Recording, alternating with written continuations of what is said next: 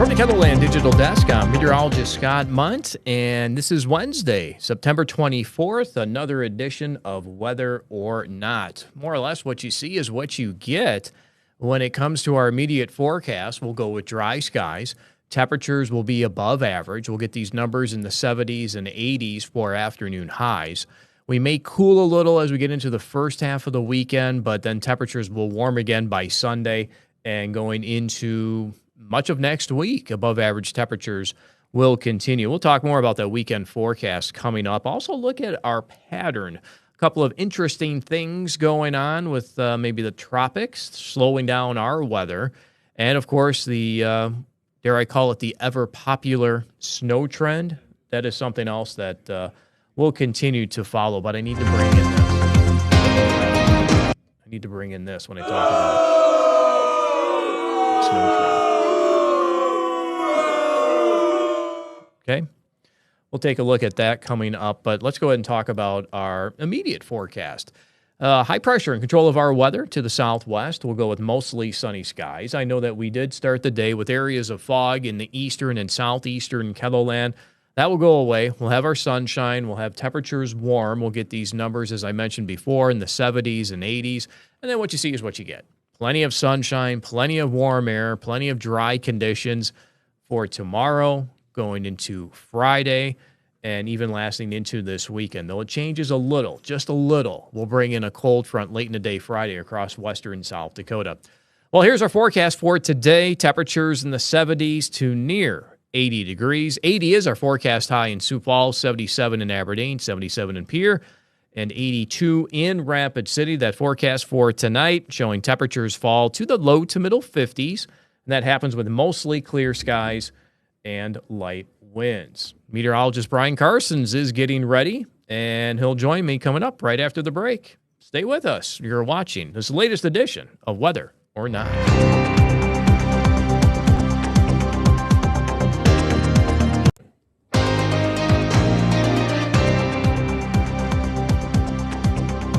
Here we are, back again, Brian.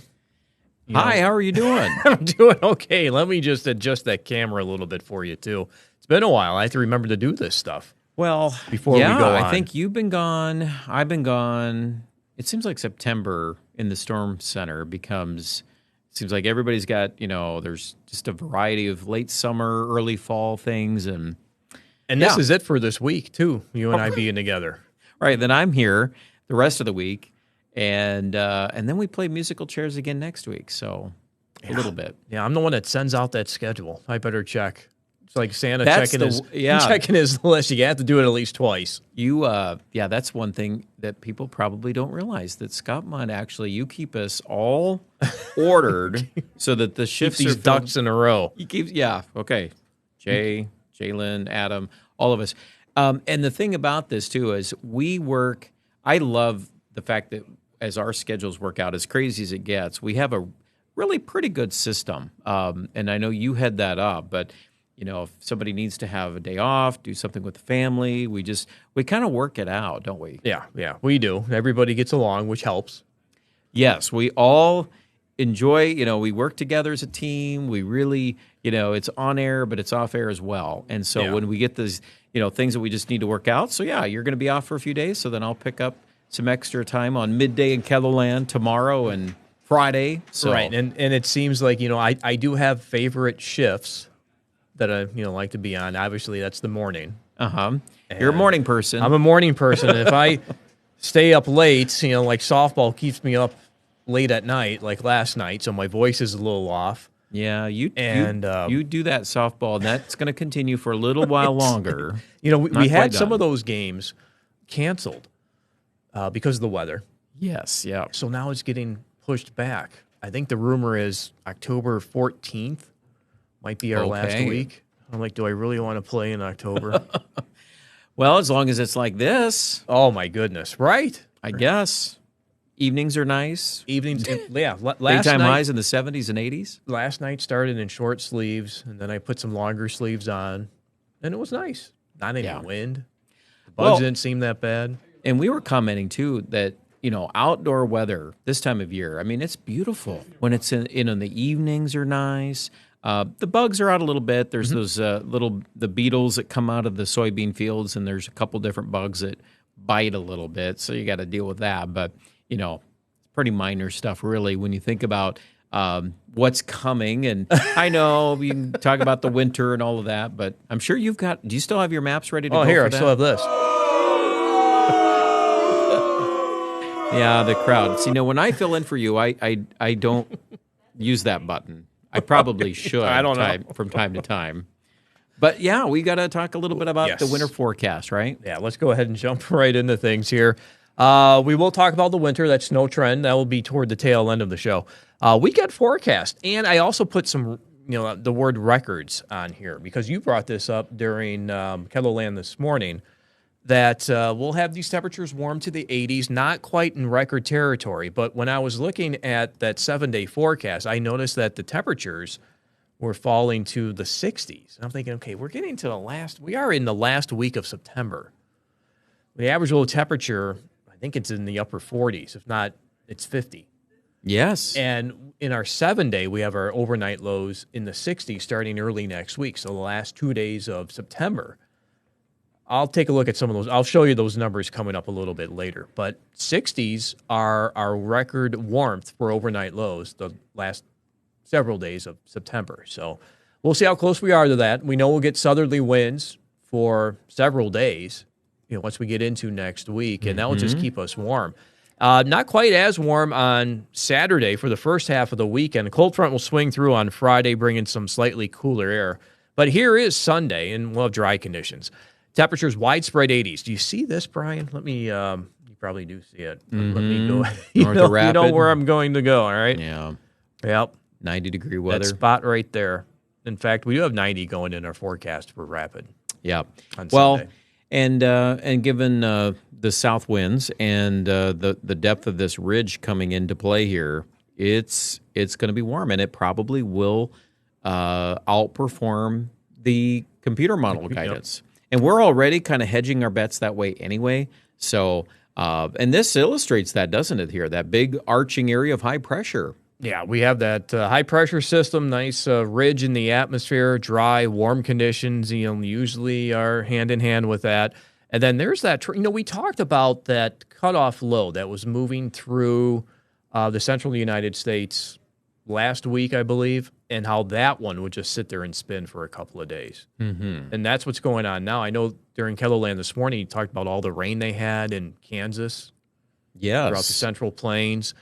And that's because of that slow-moving area of low pressure. And how many we have had, I think that would probably be our third one that I can remember. It's, this fall, at least. Maybe late summer. Yep. And a lot of these features, the reason they're cut off is because the main polar jet, so basically when you look at the northern hemisphere and the driving, the main jet stream is so far north that we are basically in this zone where I would say, we get features that cut off, they spin, but they lack that steering current to push them along. And so what ends up happening, like we saw last week in South Dakota, we get all these several inches of rain over West River, west of Pier. It was much of the week. Yeah.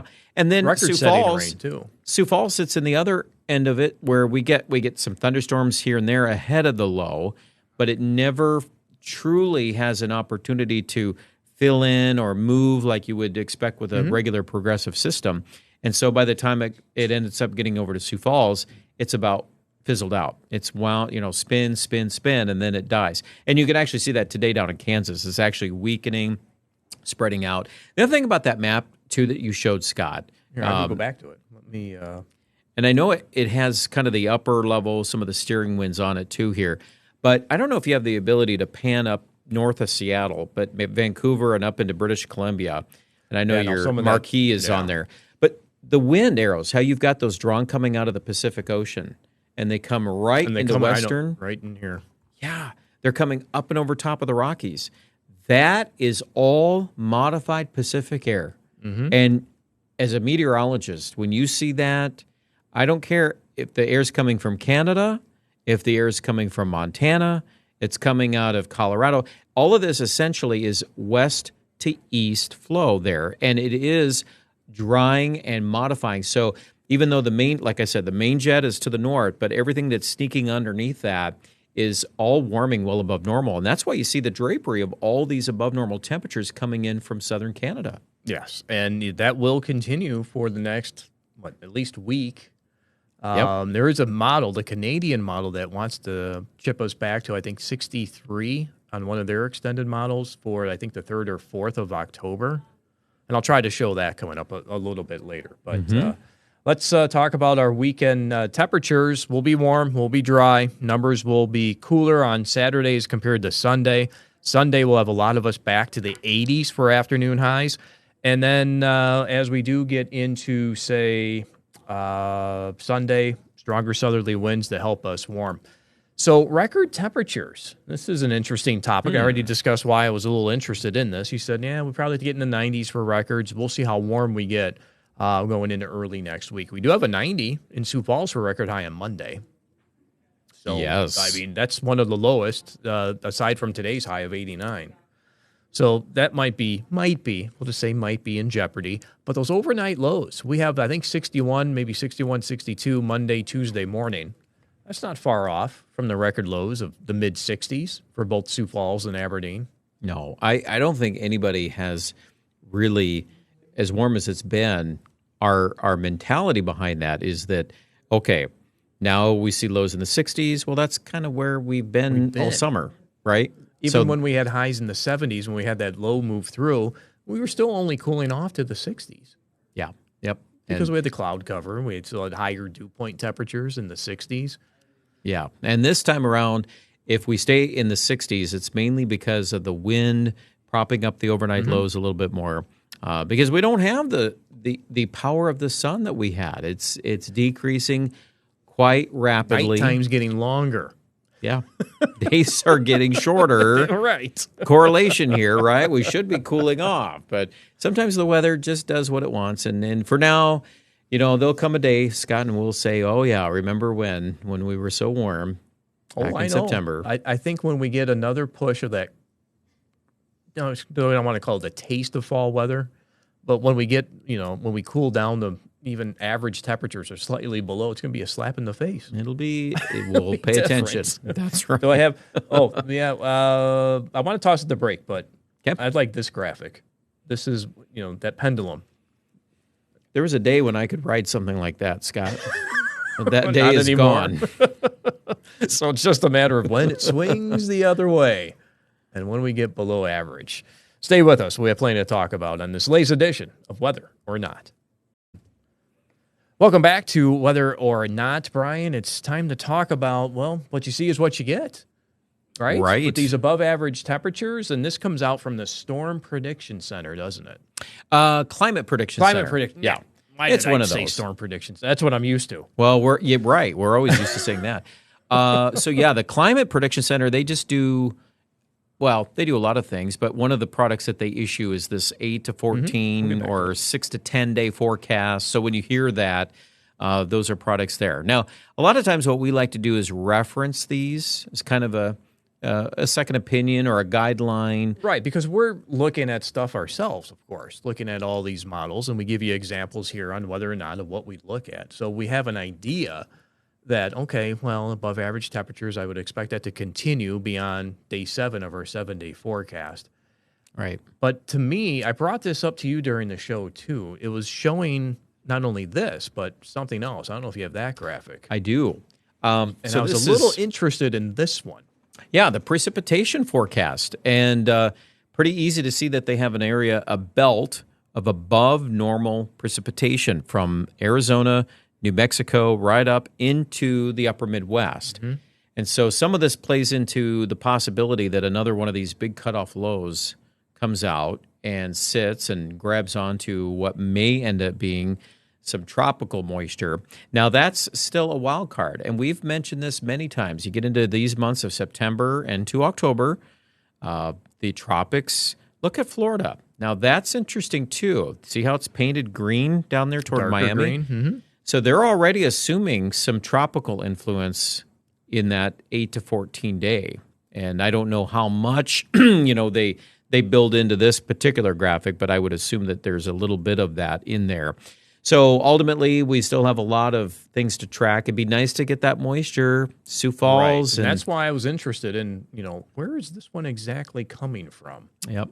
To give us above average precip. Yeah, so we have to follow the bend, follow the track of these upper level cutoff lows and where the next series could come into play. But again, that's a story that sits 8 to 14 days. So that's everything beyond day 7. Yes. Which is territory we don't get into a bunch on TV. Yeah, which takes us into the first week. That would be the first week of October then. Absolutely, yeah. And even beyond a little bit. So we're sitting out there. October will be interesting. I'm very curious to see how far this extends because it does set some baselines going into the fall because last year we had no trouble continuing the warm path. We really didn't get much rain in Sioux Falls. I remember last fall how dry that was until... Driest September on record in Sioux Falls. Yes, and it really stayed dry until November. And then I remember we had some nice rain in November. Mm-hmm. That was kind of the saving grace going into winter because I was concerned about a lot of things being too dry. We're drying out in our region, Lincoln County, south of Sioux Falls. You could add some other counties into that list too now. And quickly, too, because it's so warm. Yep. Once we get these winds to pick up, that doesn't do us any favors either. Yeah. The only thing is the farmers are busy now. Yes, that's good to see. They're going to look 7-day forecast, dry. So what are we going to do? Combines are rolling. Be careful, by the way. Give those farmers extra room on the roads. We're just starting to get into that now, and it's happening. Yeah, around my place, I'm seeing a lot more just each day now this week. It's really picked up. Things have really been drying down. Right, and that's probably why it's coming up a little faster, just because, all the crops are drying down. So get them out while you can. I'm sure they know how quickly things can change. They do. Yep. You talk to any farmer about that, and that's what they would rather get it out of the field, and for good reason too. Yeah, you can't control what the next thing that's coming around the bend. So no, and look at the things. A couple of things here off the eastern coast of the United States. We have some tropical systems trying to develop. Look at that, too, right next to each other. Absolutely, and look at how close that is to the coastline. So I imagine that will start gaining more traction in weather forecasts. And just remember, this takes us out to next Tuesday, Monday, Tuesday. So Monday, Tuesday. It's a little ways out there, but, it's getting closer. So as that is happening, we stay warm and dry. So we typically do mention that, sometimes these systems do come through and it slows down our weather. Oh, and if this happens, if this one really gets, and we've had a couple of, couple storms out there in the Atlantic, but none of these have gotten close enough to, make landfall. But when I see that, okay, well, the assumption is the reason those storms are really going and increasing is that there's ridging over the top. Mm-hmm. Now, you do notice at the end of that animation, they get pulled into that trough in eastern Canada. So that's kind of how they fizzle or they'll eventually weaken. But my goodness, is that a massive ridge over the Great Lakes, the Ohio Valley. Whew. And if that stalls and amplifies to that, I just see us we're on the other side. We're picking up the south wind ahead of that. And that's a bell ringer for a very warm pattern.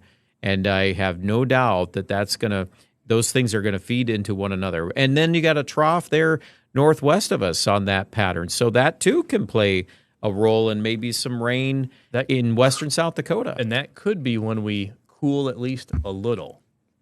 Okay. Let me see. I think I have, I'm going to go over to this other machine kind of behind the scenes because I do want to bring this up since I did mention that that's a time period where we can cool. We are looking at the Canadian model here. Okay, it's all fine and dandy. Yep. We have those numbers in the 80s. We know that. Look what happens there by the time we get to the tail end of the forecast. It's saying 63. Now, that can go hand in hand with that trough that's trying to move through with the graphic that we just showed with the 500 millibar analysis going into October. And it doesn't take much at all to get a high in the 60s this time of year. In October. Just have a cloudy day and a little rain, and you'll be in the 60s. So is that far-fetched? No. I would say what's more interesting is the fact of how many days the European model. I don't know if you have that available. Well, the one thing that I was looking at, this is the AI version. Okay. And this it doesn't do it by the bars, but it does it by the line graph up here. And It's got a here's our cooler trend too. Yeah, here's our 60 degrees going across. I'm going on top of the screen here. These red lines are the temperature, and it's just touching 60 right here. So you got to go down in time, and I think that takes us 3 days later as compared to the Canadian model. So that takes us out to the 6th. But it's showing some kind of trend here that, yes, we will eventually cool once we get rid of all this warm air. Yeah. And I know it's hard to read all that on the graphic here, but there's actually the suggestion of north winds at that time. And you can kind of read into the rain pattern. There's a little rain on the front side of that. So that all makes sense that, we'd build in a system there that could do that. But we get this model suite 4 times a day coming off of that AI now. And I think that's fascinating. And AI technology, good or bad, whatever you think about it, the reality is that AI for us when it comes to weather forecasting is it's already shown several advantages for accuracy. We know that. And in fact, most operational meteorologists will refer to that now pretty common. What we see too here when we get some consistency, okay, if it starts locking in on that trend, let's see where the other models go. And when they start to turn around. But, so far I would say the Canadian and the AI of the Euro showing a cooling trend. It's just a matter of the time. Yep.